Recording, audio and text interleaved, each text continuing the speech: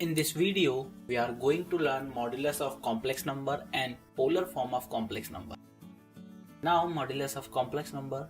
If z is equal to a plus iota b, then modulus of z, which is denoted by r or mod of z, is equal to square of real part of z plus square of imaginary part of z, or it can be said that under root of a square plus b square. For example, z is equal to 2 plus 3 iota, then mod of z is equal to 2 square plus 3 square, which is root 13.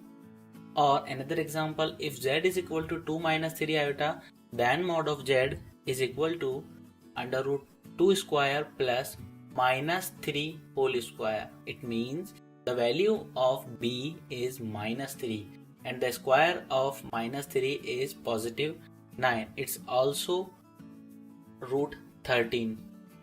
Now, polar form of complex number, and it is denoted by z, is equal to r cos theta plus iota sin theta.